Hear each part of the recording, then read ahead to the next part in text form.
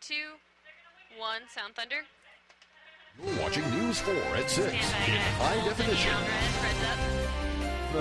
Hot August nights, trying to start it down there, bring it this way, would be like trying to start Mardi Gras here and ending it with it in New Orleans. Bring down my cue. Local businesses talk about the struggles they'll face with one of our biggest events making stops elsewhere first.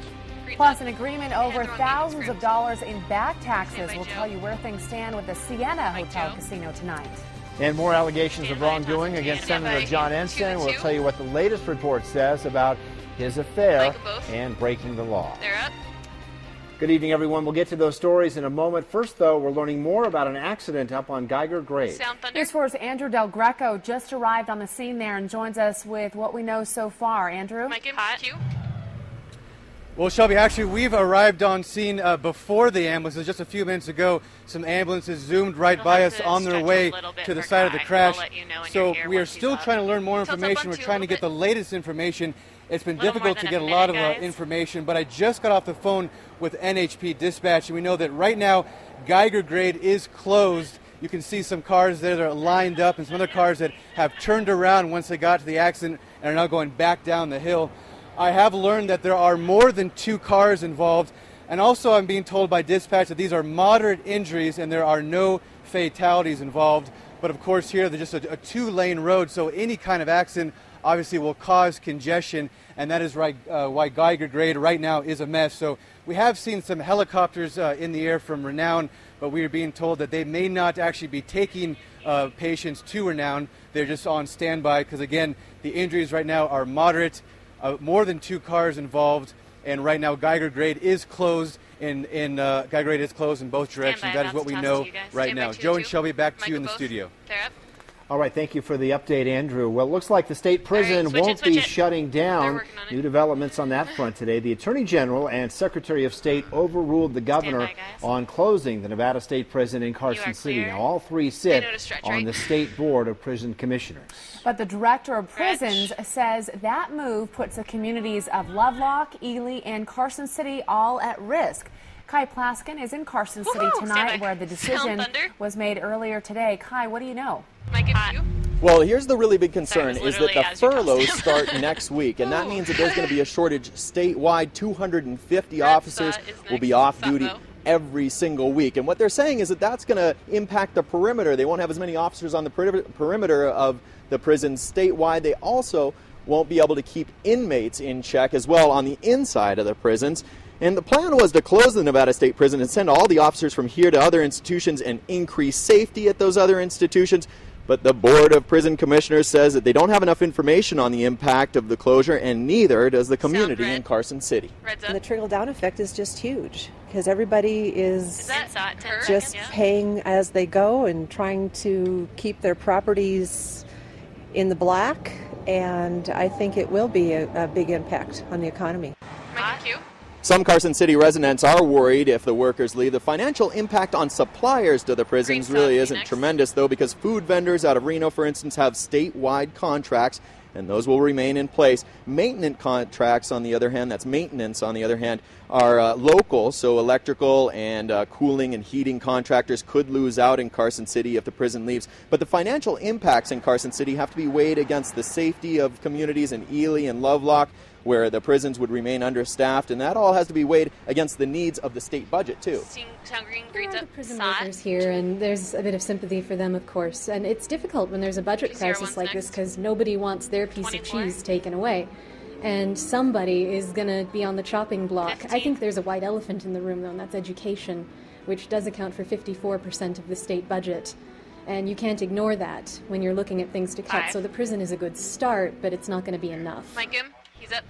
And the commission does hope to have enough information on all of this to bring it out to the community on the 13th of July or so. But for now, the Nevada State Prison stays open, and the furloughs begin next week. Reporting live, Kai Plaskin, News 4. She's up. Okay, thank you, Kai. Senator John Ensign is battling allegations of wrongdoing again tonight after a report out of Washington, D.C. says Ensign's senior staffers knew they were breaking the law. The Hill is reporting senior aides have told the Senate Ethics Committee today that they helped Doug Hampton acquire Full a page lobbying next. job. Hampton is a former staffer and the husband of the woman Ensign admitted an affair with. The article says when Ensign staffers helped Hampton find a job, they knew a one-year lobbying ban was being broken. That ban prevents former Senate aides from lobbying the Senate. We called Ensign's office in D.C. several times for a response to these allegations and finally got in touch with his press secretary, Jennifer Cooper. She says, quote, Senator Ensign is confident he has complied with all ethics rules and laws and will cooperate with any official inquiries, but would not say anything further. And coming up next on Face to Face, John Ralston takes a closer look at that Hill article, talking with former U.S. prosecutor Charles E. Kelly. Mike Joe, he's up. It looks like the Sienna Hotel and Casino will stay open, at least for now, that is. This morning, the RSCVA Finance Committee accepted a proposal from the Sienna to pay $140,000 back in lodging taxes. That deal includes a $60,000 cash payment due by Friday afternoon, and then the rest has to be paid off with interest over the next year. If the Sienna misses a payment, their lodging license will be pulled, forcing them to close. When we talked with their general manager, Clyde Calicott, again this morning, he became emotional, talking about the damage the recent news coverage has done and the casino's possible fate. Who's up?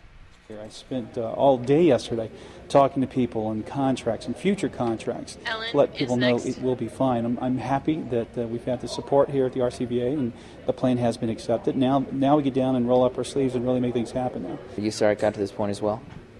I certainly hoped, and I think I was quoted earlier this week in saying that I wished it had been resolved a long time ago, and I wished that they had resolved it short of having to go to the stage of a hearing. Mike, he's up. Joe, look at the Under the agreement, the Sienna must also make its current lodging tax payments on time, or it could also face losing its license. Miker, she's up.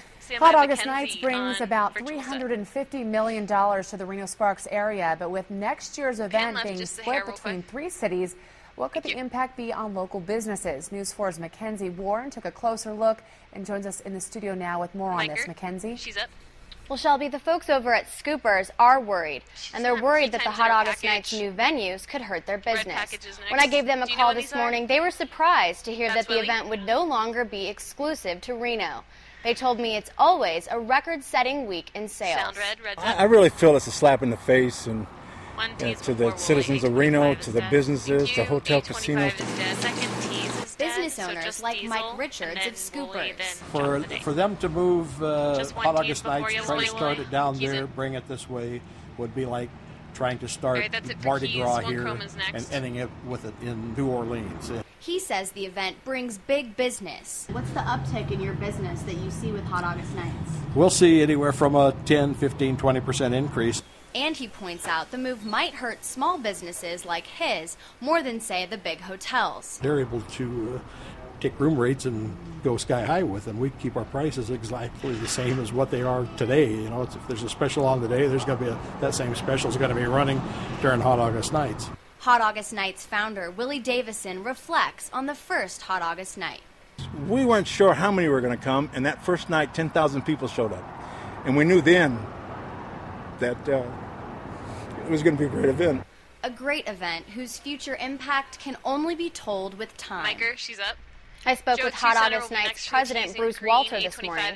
He promised Reno Sparks would still be home to the event for the full 8 days, and that number will not change next year. So now we wait until next summer to see the impact, if at all, in being third in line after Long Beach and Lake Tahoe. Joe? Mike Joe, he's up. All right, thanks, Mackenzie. Still ahead tonight at 6. Yet another diesel spill in northern Nevada. We'll tell you where, and we'll bring you the latest on the cleanup at Donner Lake. Mike, Q.